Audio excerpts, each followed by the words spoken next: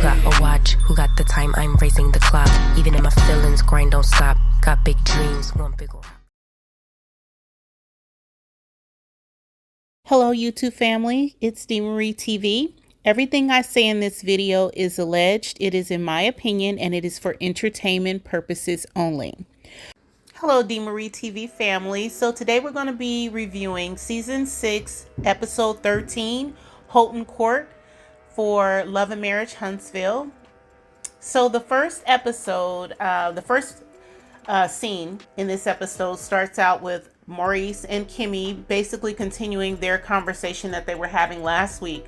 And it's just, in my opinion, just Maurice just manipulating the way Maurice manipulates. He's just wanting to be on Love and Marriage Huntsville, not have to discuss anything about Maurice.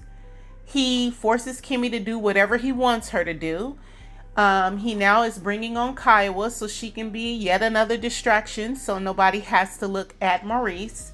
And so he's just essentially utilizing his son, his wife, and his ex-wife for him to get a check so that he can have people watch him on TV, but they never delve into him. The whole storyline for Scott 2.0 this year has been Kimmy's health, her cancer scare, and Monster. That's all that we've been discussing about the Scotts. It is nothing about Maurice. He has been an expert this whole time on deflecting and never showing the Love and Marriage Huntsville audience anything about who he is. And for everything that's come out this week, I think that's with good reason. So that's about all that happened, I guess, with their scene. It wasn't very interesting to me. It's just Maurice doing what Maurice always does, which is manipulate and deflect. The next scene is Tisha doing the photo shoot for the Macy and Mila launch. Macy and Mila are cute, gorgeous little girls. You know, I think it's good for Tisha to be showing them business, and starting a business line for her daughters is pretty huge. It's amazing. So I think it was a good scene. When she comes on the scene, she brings up food for Macy and Mila, and essentially Tisha invites her to the Key to the City ceremony that's going to be happening in Mobile. And Kiki decides that she's going to go. And it was a pretty cool scene. Short, sweet, to the point. Nothing super interesting, but it got the job done. So the next scene was super fun. Melody and Kimmy go to the spa, and they hook this contraption up to their stomach that does like thousands of crunches. It contracts your stomach so it feels like you're doing thousands of crunches at one time. And I just loved this scene. Number one, I'm going to go find out who does this in my city. It's going down. Number two, I just kind of like the scenes with Kimmy and Melody this season. Just girls getting together, having good conversation. I feel like Kimmy is really turning to Melody as a confidant this season, and I find that to be kind of cool. You know, she's going through a lot, and if Melody can be the person where she's able to kind of vent and get some things off her chest, I think that's what girlfriends are for. This is what we do. So spa day, a little chit chat, that's kind of how we kind of bond. So Melody and Kimmy start talking, and Kimmy's telling her kind of about Maurice wanting her to meet with Kiowa, and Melody is asking, well, is it about the situation, you know, with Monster? And Kimmy's letting her know, well, yeah, it's about the situation with Monster, but they have their own kind of issues that Maurice wants her to sit down and discuss. And Melody asked her, are you guys getting along better now? And she was like, well, we're kind of getting along better. So Melody just asked her, did you interfere with their marriage? And Kimmy said, no, absolutely not. I'm not sure kind of about this. I think there's this lead up to where they want us to believe that Kimmy was a side chick and she interfered with Maurice's marriage, but I'm not sure that I believe that. I want to see more before I make that decision. I just don't know that I believe that. I know that Kiowa said a few seasons back when Kiowa and Kimmy were at the meeting that Maurice was supposed to be at, and he got up and he left before Kiowa got there, which left Kiowa and Kimmy to have a conversation amongst themselves. Kiowa did say that they were not divorced yet. So I guess I want to see kind of what happens and hear a little bit more about what happened here, and find out, is this just a difference in perspectives? Was Kiowa wanting to stay in the relationship with Maurice and he was not wanting to be in a relationship with her? I want to know more about it. So I'm going to hold my opinion as far as if I think Kimmy, was a side chick or something like that until I see more or hear more on the episode. So Melody starts talking to Kimmy about the court case that she's having to deal with Martel, and kind of the stress and things that she's dealing with by having the father of her children trying to take her to custody to remove her children from her custody. And so they're talking about that, and she's expressing to Kimmy how difficult it is to just even have to work with him and kind of keep going through this back and forth with him. And the core six, all this time they've known each other and they still don't see Martel for who he is, and they still don't understand his behavior towards Melody. They still don't hold him accountable for who he really is. They keep trying to act like this is a good guy, and Martel Holt is not a good guy. What he's doing is something that they should be voicing displeasure with. Just as being amongst the group and seeing what he's doing, there's no reason for him to be taking her to court for full custody of her children. There is nothing she's ever done to warrant that, and none of them ever say that to him, and none of them ever say that to her. And that's the thing that just kind of makes me kind of annoyed with this group. It's just Martel is never held accountable for what he does, but they always want her to meet him in the middle. And that's just not acceptable. The next scene is Tisha is getting her hair done, and Kiki comes in, and apparently Kiki did not go to Tisha's Key to the City ceremony, and so Tisha's in her feelings, acting like somebody committed some grand sin against her just because she didn't make it to the ceremony. If I was Kiki, I would stop kissing Tisha's ass. Tisha is not that girl. Like, why are we going through all this for Tisha? Kiki, you're more entertaining. I'm more interested in you. I think you have more personality and charisma than Tisha. And as far as I'm concerned, chalk the deuces up to her ass and keep it moving. Next. Kiki, real talk, I can clearly see you replacing Tisha one more season from now. I really can see that. You're just way more interesting. You're easier to watch. Your conversation's better. And you're just a natural at this. And so the more you shine, Tisha just becomes irrelevant. So that's how I see this situation. Tisha's constantly trying to act like she's sitting on a throne and Kiki has to kiss her ass. What Tisha does not realize is the viewing public likes Kiki more anyway. Kiki, you're doing a really good job. Just keep it up. I think this is all going to work out in your favor. The next scene is Melody going over to the Fletchers.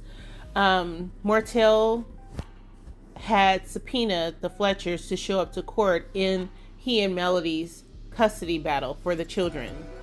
He did that without giving the Fletchers notice that they were going to be subpoenaed, and so Melody felt like it was appropriate to reach out, go over, visit, talk to him about it, and essentially apologize again for Martel and his behavior in dragging the Fletchers into the custody case that he filed. So one side of this scene is Melody and the Fletchers having a conversation about court and what happened. And the other kind of split part of this scene is Martel going to Miss Marlene's house to discuss the court case with her. This is the first time we get to see Chris Fletcher speak. And Melody had mentioned that when Chris got up on the stage, he wasn't going to be lying to cover for nobody. And he said, nope. So essentially, Melody and the Fletchers are talking about what happened in the case. And Melody is kind of giving us some backstory on why the judge made a statement that, you know, she could not say that Melody was doing the same as Martel as far as the court custody case. And Melody explained that it was simply because she did not give her number to Martel. Now, I don't know what rock this judge been under, but anyone who knows Martel, how much this man harasses Melody, how much he has done to her, the revenge P allegation was sent to her through her phone. There's no reason that Melody Cherie, knowing how much this man harasses her and tortures her all the time, should have to share her phone number with Martel. If there's an emergency, if there's something going on, they can make arrangements for him to contact someone else, but he does not. The whole point is trying to stop him from having contact with her because he does not handle that relationship appropriately. He overdoes it. He is harassing. He stalks. He is a narcissist, and he believes he is entitled to Melody, and he can always have her under his control because she has his children. The children are merely pawns in his scheme to control her. And so that's what she's talking about on the side with the Fletchers. Martel's on the other side having a conversation with Miss Marlene. She was also subpoenaed to court. She also got up on the stand and she testified, but apparently she didn't testify the way Martel wanted her to testify. He's not saying, Mom, why did you not say the truth? He's saying, why did you not get up there and say what I wanted you to say? Typical Martel. And Martel continues to stay. He states all the time, the court case went in my favor. I don't understand what Martel understands about court and cases, but when you file for custody to have your children removed from their mother, and at the end of the court case, nothing changes, you and the mother still have the same visitation that you had, and absolutely nothing changed, it did not go in your favor. You did not win anything, sir. You wasted time. You have basically called in friends and involved them in mess for no reason. You have $20,000 worth of lawyer's fees. And for what? Nothing changed. So it did not go in your favor. Going in your favor would mean that the kids will be removed from Melody. They'd be in your custody full time. She will be paying you child support, and she would have paid your attorney's fees. None of that happened. So stop trying to go on TV and paint this picture that everything went in your favor. Nothing went in your favor. You lost. So then the scene pops back over to Melody at the Fletcher's house, and Melody is saying that her attorney asked about Martel's living arrangements. Martel is trying to sue her for full custody of the kids, and he's literally moved numerous times in the last 3 years since they've divorced.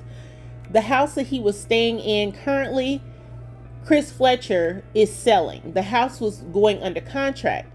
So how are you acting like you're supposed to get your kids and you can't even keep a stable place to live? Why do you keep moving? For what? Why do you need to move so many times in 3 years? And how is that stable for children? So Melody also mentions that maybe that's why he wanted her to pay his lawyer fees. And in addition to that, he was hoping he got the kids so she could pay him child support, so maybe he wouldn't have to keep moving. A mess.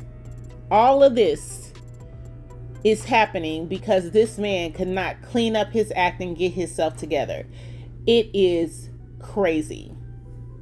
So Chris Fletcher, he is saying that he tried to tell Martel, these are the things that will happen when you split, when you divorce. And Melody, she did mention that, you know, Martel wants to feel like he's entitled to the money that she's making because he has not figured out on his own how to make the type of income he was making when they were a two-parent household. And so this man is just out here flailing, and he wants to pretend and put on this persona that he's wealthy and he's bought land and he's building houses and he's starting all these companies. But the reality of the situation is he's broke. He's hopping from house to house. He does not have a steady place to live. And I'm glad that she put that out there, because what he wants everybody to think, the persona, is that Martel Holt's this big, wonderful businessman. He's not. Martel Holt is a failure. Martel Holt is somebody who had the world in his hands and he blew it for just a flat out gutter snipe. Like, this woman is not, she is a gutter snipe, and he blew his whole marriage for that. And now he's suffering the consequences of it. And instead of admitting his wrongs, talking about what he's going through, taking people on that journey, he, with the backing of Carlos King, keeps trying to present that he is something else. And that's the struggle you see happening with Love and Marriage Huntsville. They want to prop him up like he's her equal, and he's not her equal. When she unhitched herself from him, he just fell. It was a free fall. Boom, he just fell. And she continued to rise.